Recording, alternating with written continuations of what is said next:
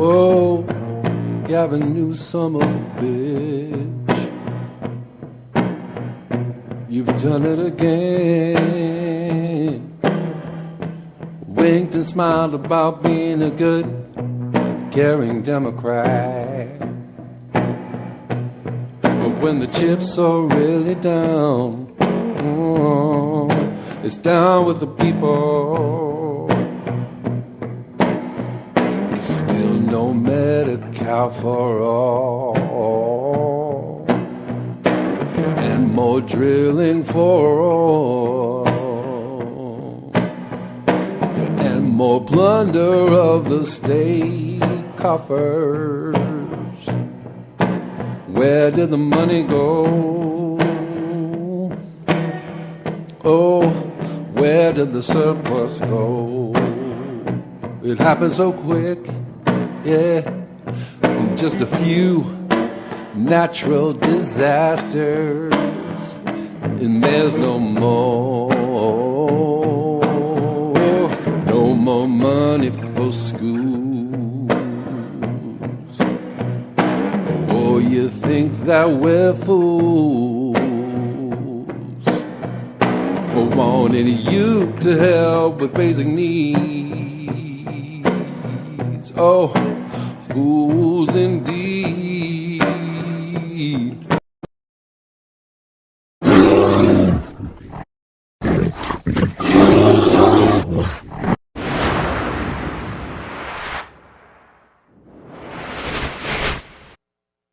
All right. Greetings. Welcome back to Blackbird News, where everything is connected. Good to see you all. Thanks for joining. Thanks for being here.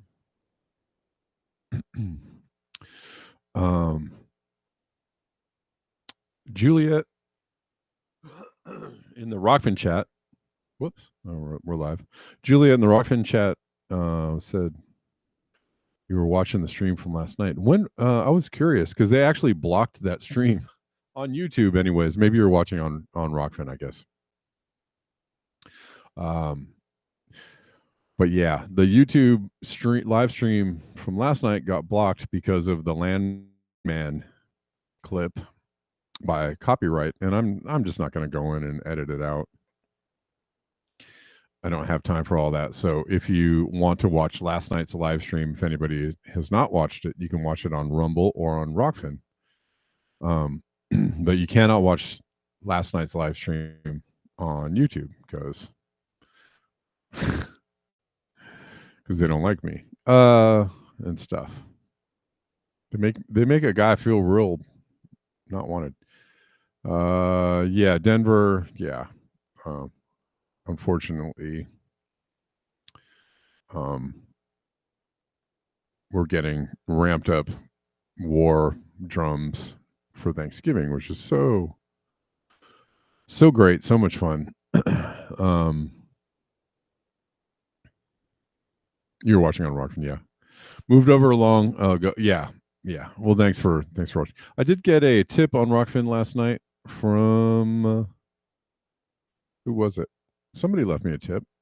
Carrie Nanstead. Thank you, Carrie, for the tip on Rockfin. I appreciate that. Very generous and kind.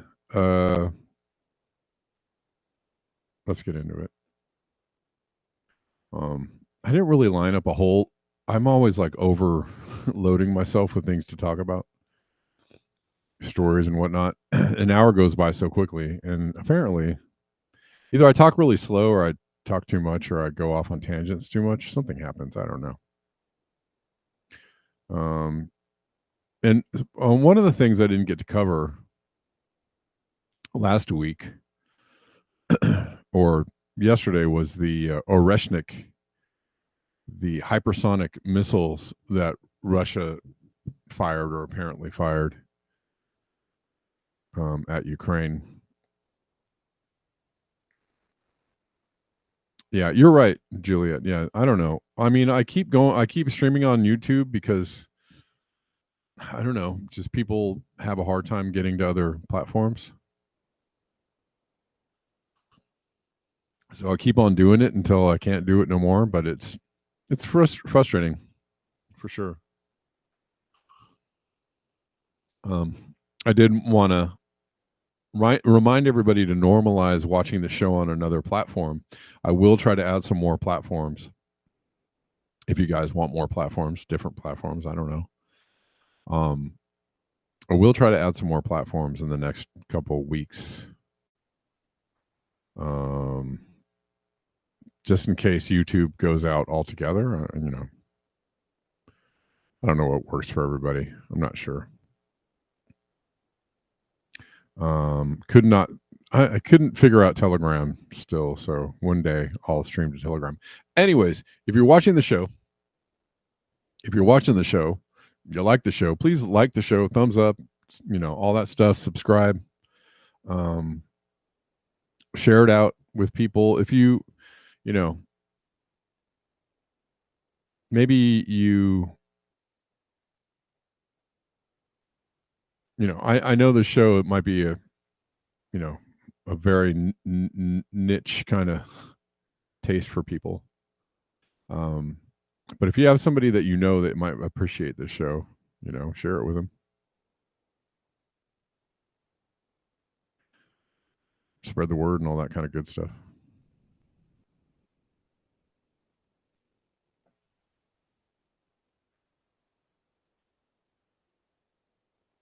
All right, we'll start with Joe Rogan.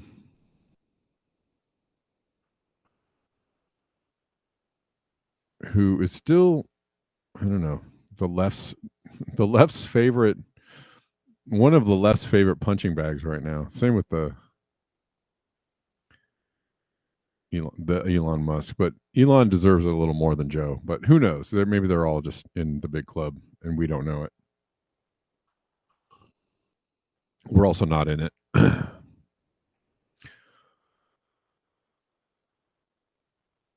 Excuse me.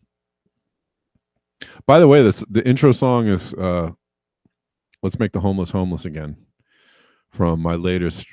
I have like an EP out called Phosphorus. It's on my Bandcamp. I forgot to put a link tree in here. I will put a link tree to all my music stuff in here. But if you go to my website, you can find my Bandcamp. And you can go listen to that song, purchase the record or whatever.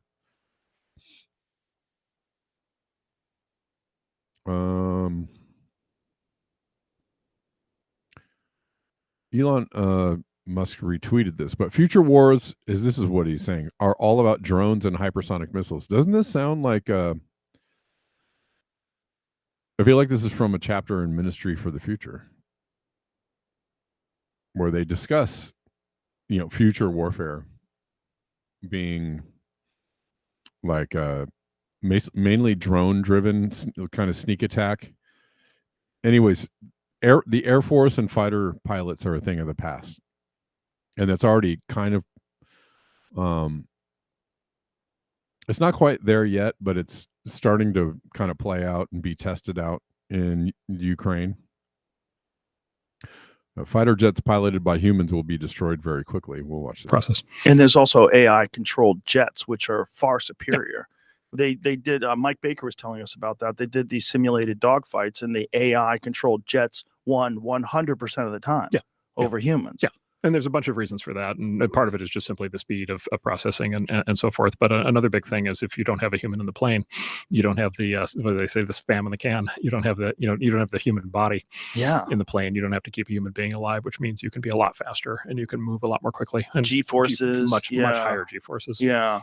And then there's no option for someone to go crazy. Yeah, that's also right. Yes, exactly. There's no human element. Yeah, which is a real element. Yeah. No, look, I think it's gonna be common to have like Mach 5 drone, jet drones within a few years, and they'll be a fraction of the size of the current manned planes, which means you can have like a lot more of them. And so you kind of want to imagine 1,000 of these things like coming over the horizon right at you, and it really changes. It's actually, I think it'd be very interesting. It really changes the fundamental equation of war in the following sense. Fundamentally, in the past, the people who won wars are the people who had the most men and the most material. Right. So you just needed the most soldiers and you needed the most equipment. And in this drone world that we're talking about, it's going to be the people with the most money and the best technology. Yeah. Right. And so, for example, small states, small advanced states like Singapore will be able to punch way above their weight, and then kind of large, sort of economically or technologically backward states that normally would have won will now lose. And so it's gonna be a recalibration. And then it has the good news is you're not putting soldiers at risk, right? So you'll have a lot less death. The bad news, arguably, is it'll be easier to get into conflicts because you're not putting soldiers at risk. So there's going to have to be a recalibration of like when you actually like lean into an attack. Okay.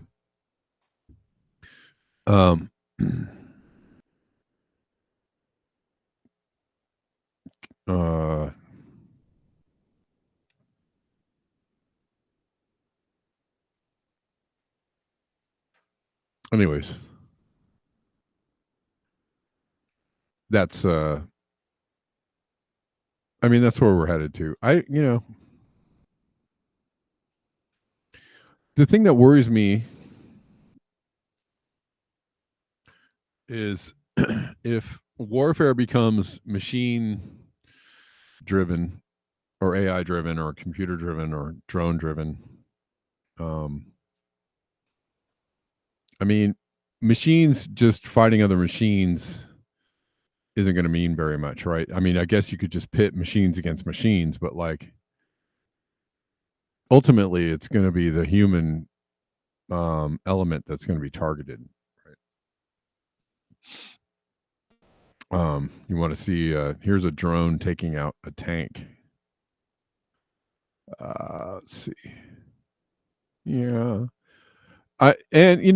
Elon Musk and his Starlink, if you want to talk about Skynet and the future,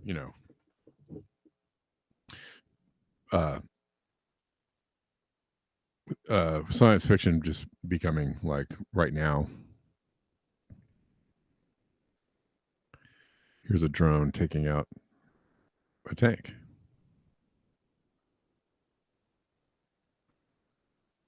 I think that's post takeout. Hold on. Here, watch from the beginning.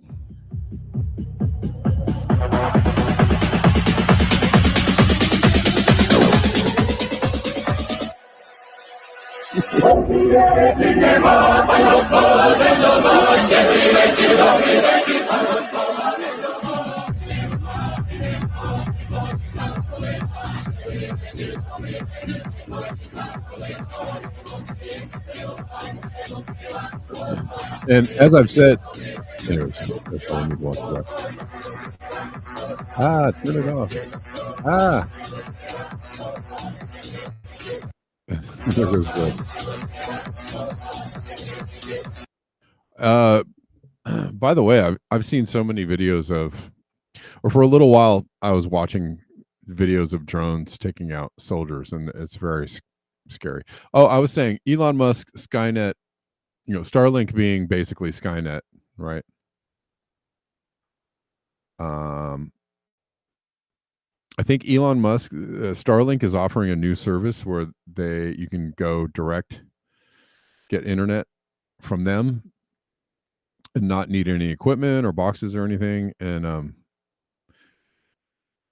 but imagine, if you will, like all of Starlink being basically just surrounding the planet and being the main like internet / whatever provider, satellite data internet provider of the planet, which is probably what what they're looking for. Anyways.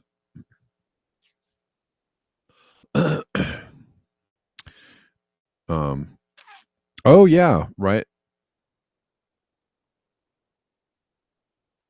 Oh, well, they had remote control planes back in like the 40s and the 50s, I think.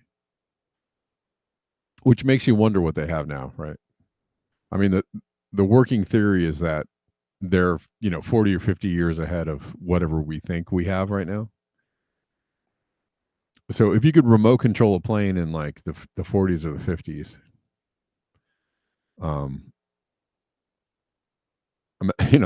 then it's, remote controlling a plane in the 90s is like, wow, this brand new technology.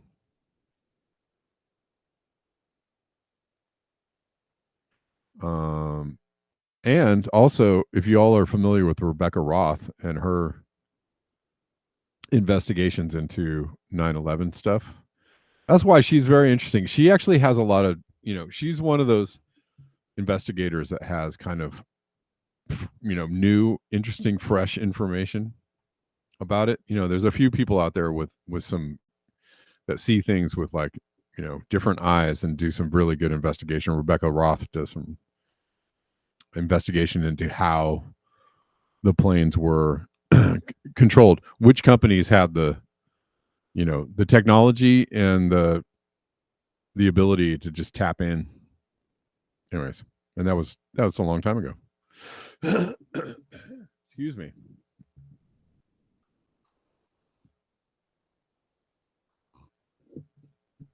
But yeah, I mean, Joe Rogan is doing a lot of interviewing of tech billionaires these days, which is also what's this guy's name again? Anderson or something. I'm not really familiar with him, but he's like a tech dude. Hold on. Let's see if I can find it.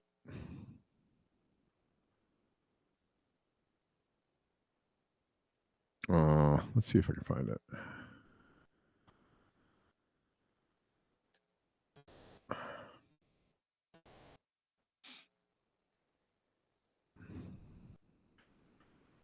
I don't know this guy. Mark Andreessen. And I don't, so yeah, he's been interviewing people like Peter Thiel and some real mucky mucks, he famously Elon.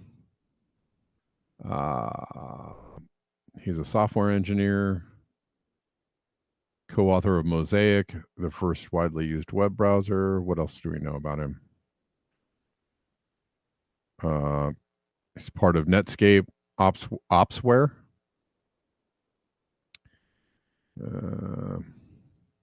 Co-founded and later sold a software company, Opsware, to Hewlett Packard.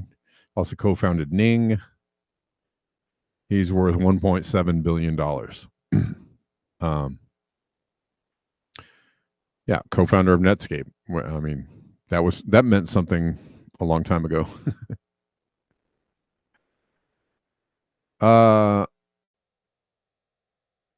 Is Joe Rogan, has he gone mainstream alternative?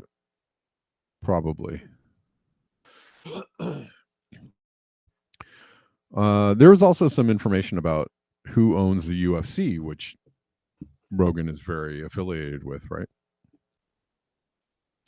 And that information is very interesting, right? Involves some brothers.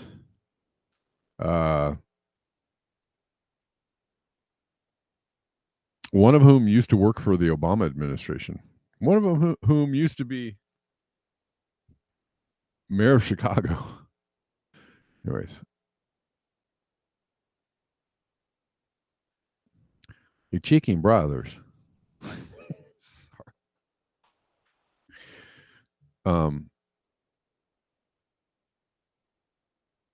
You guys remember Breaking Bad and Los Pollos Hermanos? There's a funny scene where somebody says the Chicken Brothers. It's just funny to me. Anyways. How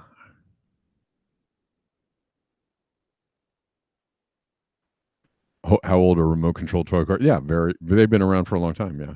Well, like 70s, right, is when they started rolling out remote control toy cars. Was it the 70s or 80s? I don't know. 70s probably.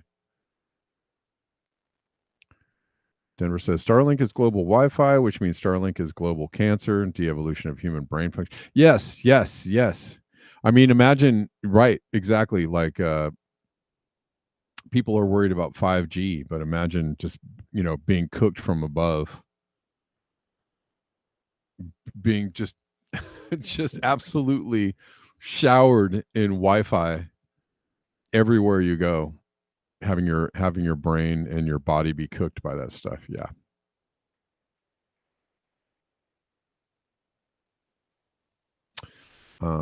God, Lee, I wish my Brave browser would quit bouncing around. It's annoying. All right. Took me like 20 minutes to go through the first clip. Sorry. I'll try and make it a little faster.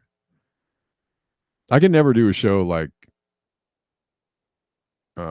Ryan Christian, where he moves through like a lot of information, but it takes him like 4 hours to do it.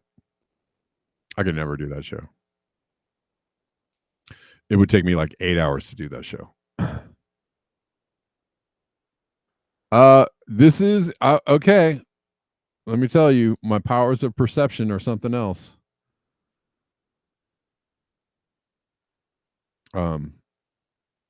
Remember the commercial when Smith Bonnie talks, people listen. When Kevin Sandbloom talks, people never listen. Sorry. I'm cracking myself up tonight. That's okay.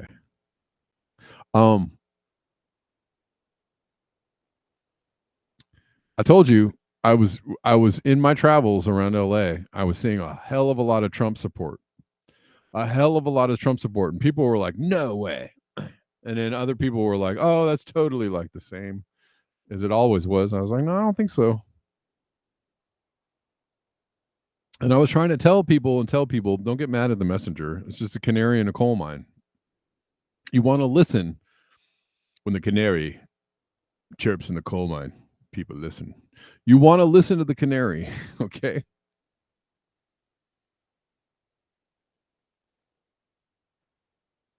Anyways, I was telling y'all that Trump had a hell of a lot of support in LA. And that was a harbinger of doom for the Democrats.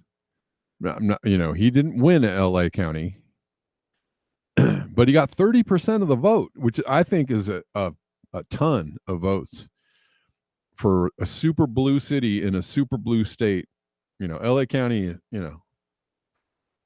LA, Portland, Seattle, San Francisco got to be like the most, and New York, throw New York in there, got to be the most liberal cities in the country. Uber liberal. And Los Angeles is like, top of the heap. Is at the top, right? Very liberal city. And Trump got 30% of the vote. And this is from Michael Tracy. Always a fun fact. The county in which Trump received the greatest number of votes is Los Angeles County with 1.2 million votes.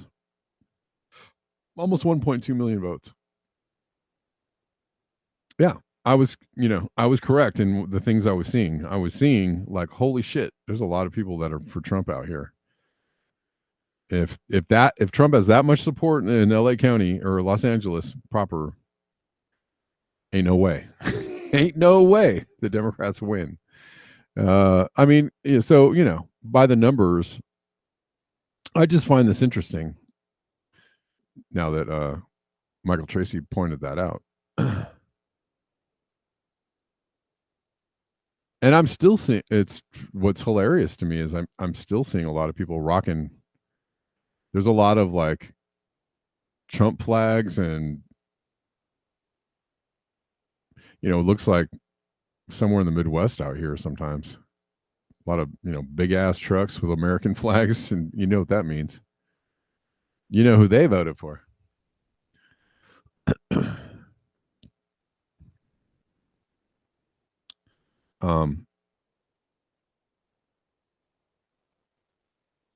Anyways, look at that. I mean, that's crazy.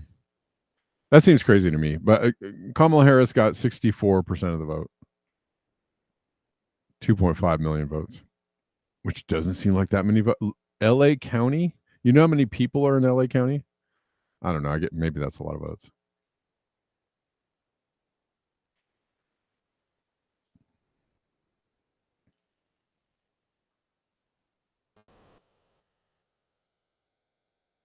It doesn't seem like a lot of votes for period overall for LA County, but maybe I'm wrong. But anyways, I was correct in what I was seeing. That's all. But kind of wild. Which should, just, who is somebody? So, there's other news that there's so many things I'm missing. Bernie Sanders is talking about starting a new party, and everybody's like, "Go to hell," or "Good luck," or "Nice try," or "Hey, where did my post go?"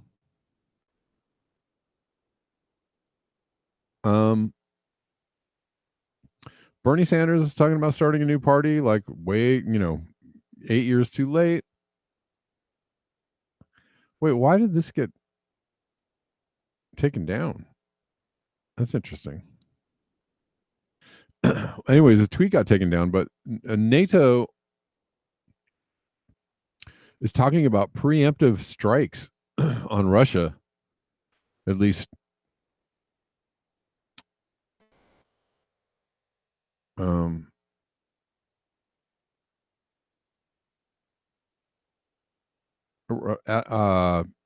Admiral Rob Bauer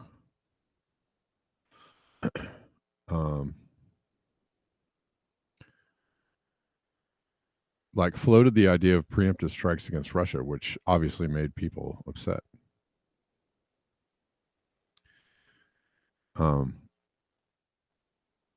NATO planning preemptive strikes against Russia. What we know during a question and answer session after his address at the European Policy Center in Brussels, Bauer said, "The idea was we are a defensive alliance, so we will only sit and wait until we are attacked, and then when we are attacked, we will be able to shoot down the arrows that come at us," referring to a Russian strike. NATO's chief suggestion to target Russia's missile launch sites has drawn strong criticism from Russian Foreign Minister Sergei Lavrov. Russian Foreign Minister Sergei Lavrov responded to comments by Admiral Rob Bauer, chairman of NATO's military committee, regarding the alliance's approach to addressing the threat from Russia. During a question and answer session, they keep repeating, I don't know who wrote this, AI wrote this. He said they repeated the same thing like twice. The idea is we're a defensive alliance, so we only wait until we're attacked. Once we're attacked, we would be able to intercept the arrows coming our way. It would be smarter to attack the archer, that is Russia, if Russia attacks us. So you need to have a combination of deep precision strikes with which you can take out the weapon systems that are used to attack us. According to the Russian state news agency TASS, Lavrov stated that Admiral Bauer had bluntly declared that to protect and defend the member states of North Atlantic Alliance, it is necessary to preemptively strike targets within the Russian Federation that NATO deems could pose a threat. My God. Well, I mean, there's already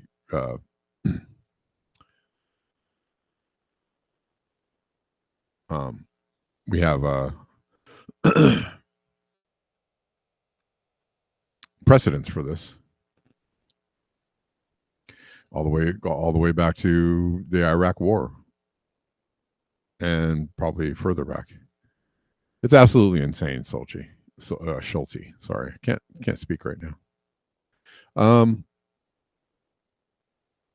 Yeah, this is insane. I mean, it just gets worse, right? They're already striking targets inside Russia. Russia has already struck back with an Oreshnik. We're going to talk about Oreshnik. I miss so many news items, but anyways, this is frightening though.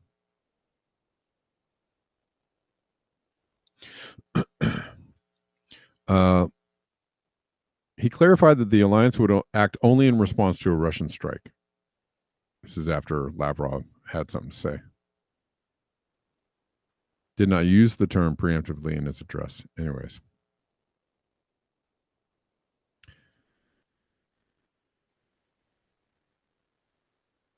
In response, Lavrov argued that Bauer's comments revealed that all decency had already been discarded by the alliance, which, according to him, had openly revealed its true intentions through these remarks.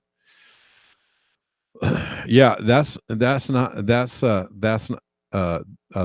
good. Absolute psycho. Yes, they've lost their minds, and there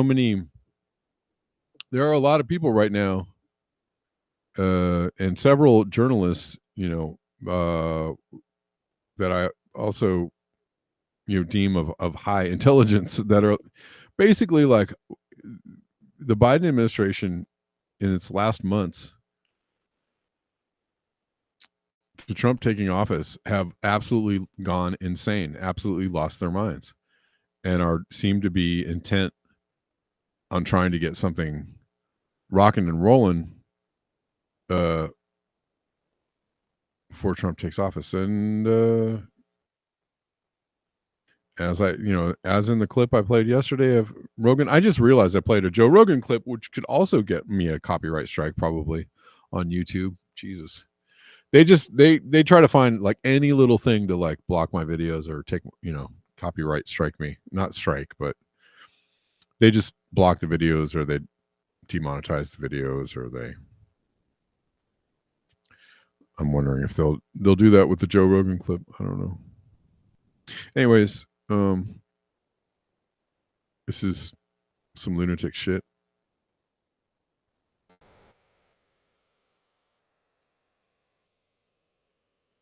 Lunatic things.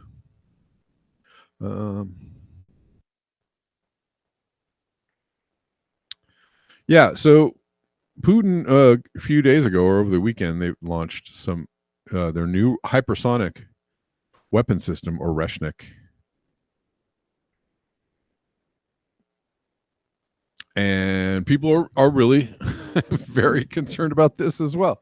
It's a new weapon system. There are no means of countering or intercepting the Oreshnik missile anywhere in the world today. This is what they're saying about this.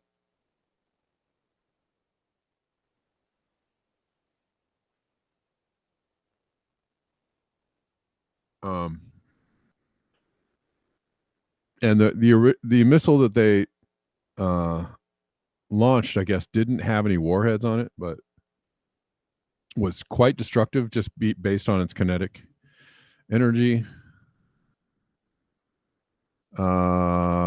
But again, this is, going back to the clip at the beginning of the show. Drones and hypersonic weapons are the wave of the future. And God help us all, right?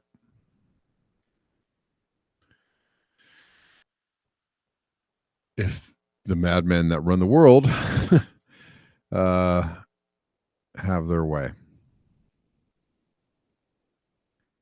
Absolute madness. And I don't mean gladness.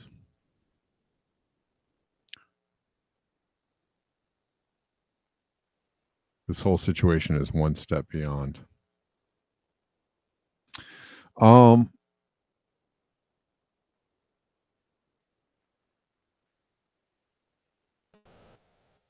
Yeah, the attackums aren't doing much.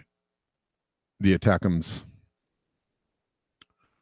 are just like they're playing whack'ems with the attackums.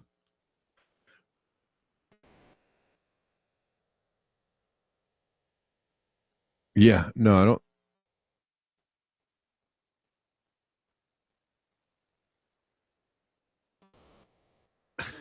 Aram, if Russia nukes Washington, D.C. because of U.S. actions and foolish diplomacy, more people would appreciate it than not. Well, you're probably right.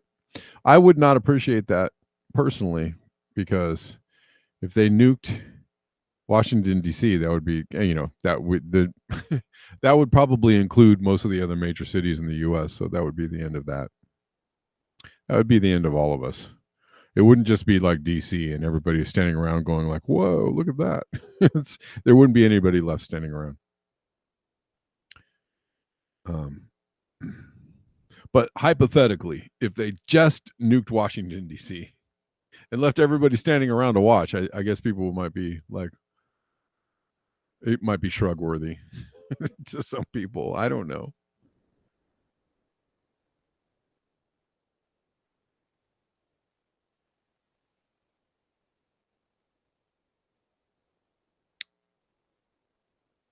Oh, you think they're being wasted? The U.S. missile. Well, sure. I mean, they're being wasted because they're going to have to, there's probably older weapons, or they're aging out and they want to, they need a reason to make more or newer ones, replace them, whatnot. That's the whole point of this these drawn out kind of conflicts that never end, is to just,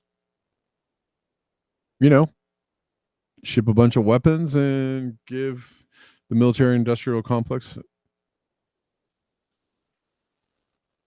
a raison d'etre.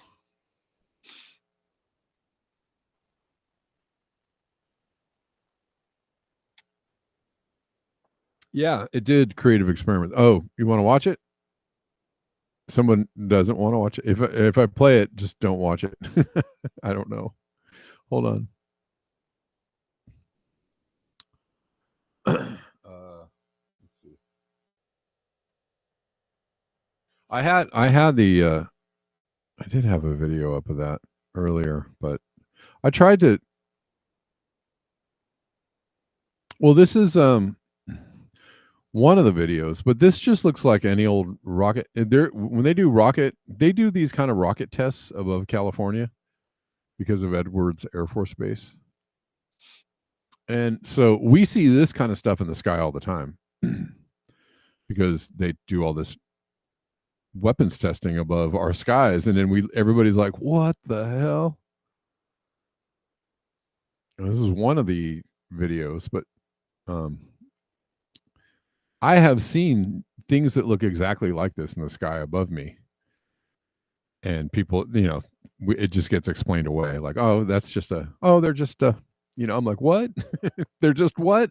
What are they doing? No, that's not a just anything. Anything that looks like that is not just anything. It's frightening to watch.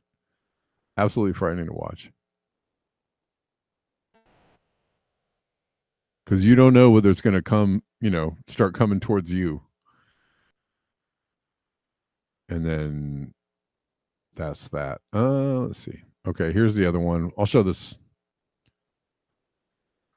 One more. Apparently, this is the missiles coming down out of the clouds.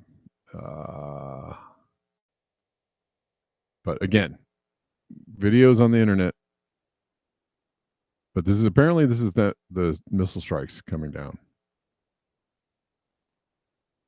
which is crazy.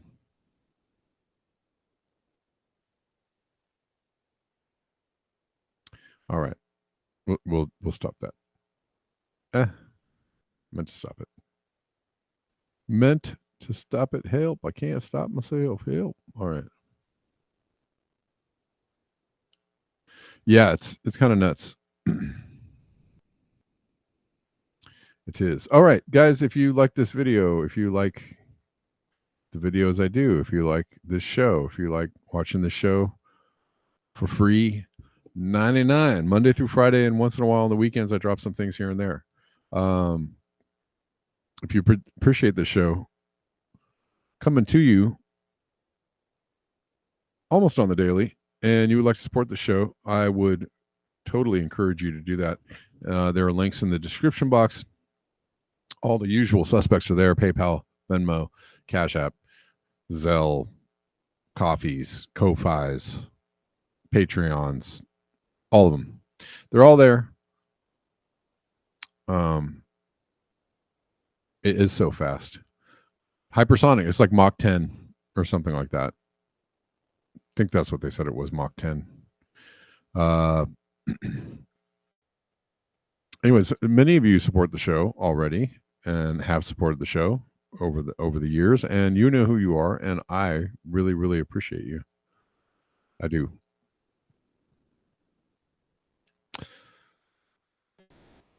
All right, last thing I'm going to cover is the story of a native elder being sued by a mining company. This is around Thacker Pass, the Thacker Pass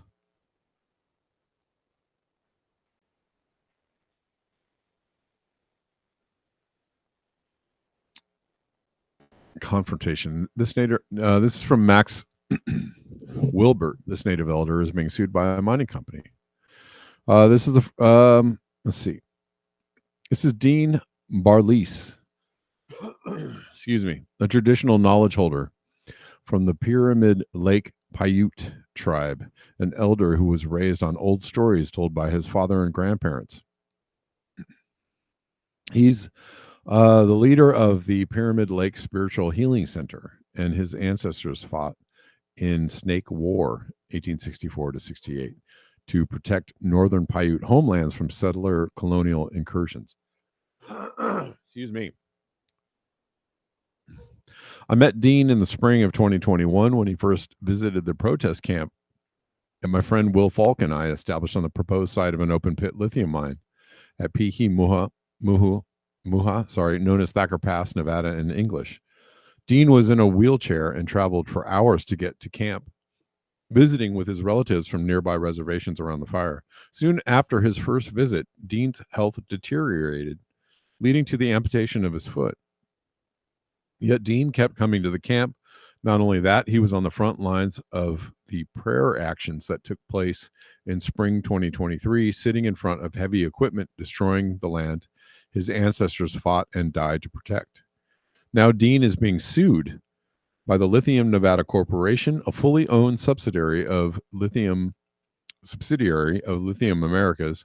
The suit is a civil case, which means that the company is seeking to get money from Dean. Lithium Americas is a multi-billion-dollar corporation, and Dean is a retired and disabled Native American elder. He provides spiritual healing to people in his community for free. When Dean's roof leaks, when he needs a ride to a medical appointment, or he needs to put away firewood for the cold Pyramid Lake winter and for ceremonial sweats, he asks for help from his friends and people he has helped. What little money Dean has is used for food and utilities. Lithium Nevada can't get any money from Dean because he doesn't have any. The goal of their lawsuit against him is simple: intimidation and violence. If they cannot stop Dean from taking action to protect his ancestral lands, if they cannot undermine his courage, if they cannot break his spirit, they will talk the only language they truly understand: money. They will attempt to destroy his finances and thus undermine his ability to live. Here's Dean's statement in his own words. My name is Dean Barleese. I am age 66. I was born on September 14th, 1957. I am from Pyramid Lake, Nevada, Pyramid Lake Indian Reservation, and my background is a knowledgeable person, keeper of stories and family history. Our family is descended from the Winnemucca family here in Pyramid Lake. I love doing and sharing history and culture with our people, the ones who want to learn. I'm willing to share beadwork, many different things with them on the cultural side.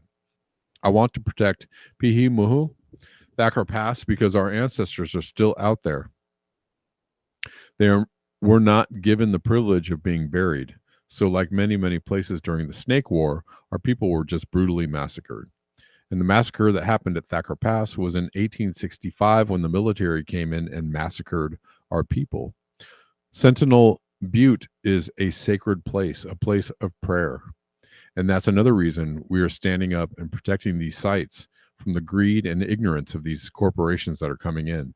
The lawsuit, it's not much. Piece of paper, waste of ink.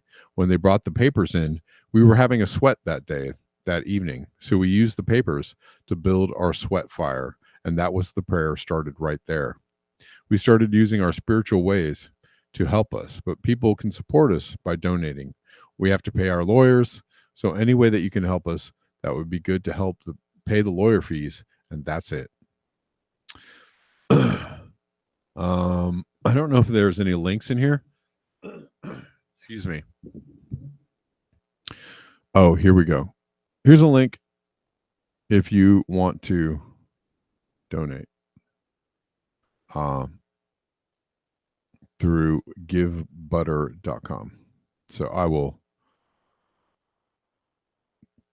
put the link in all the chats if I can.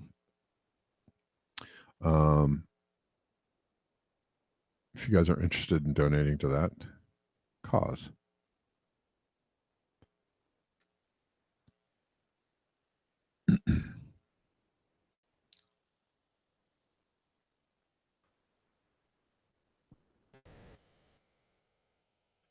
China has developed a Mach 16 hypersonic engine. Jesus. 20,000 kilometers an hour. Whoa. The engine promises to transform global transportation, enabling travel around the world in just 2 hours. Golly. That's November 2nd, 2024. Holy shnikes. Well, that'll be great. I'm sure that'll be good for the environment. Right.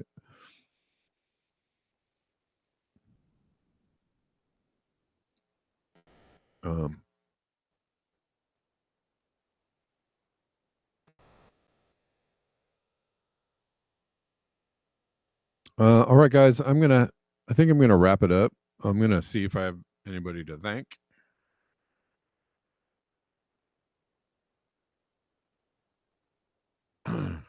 Any donations out there? Thank you guys for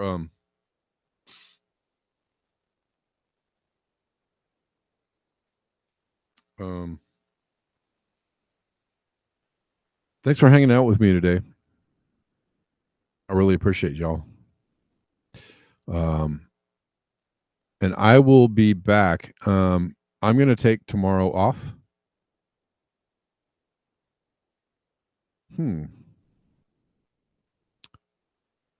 That's interesting.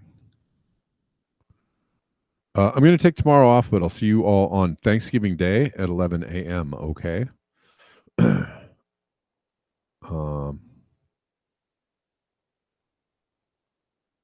So you all enjoy your evening and enjoy your Thanksgiving Eve.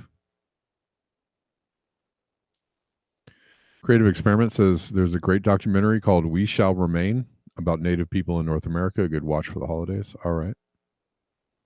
All right.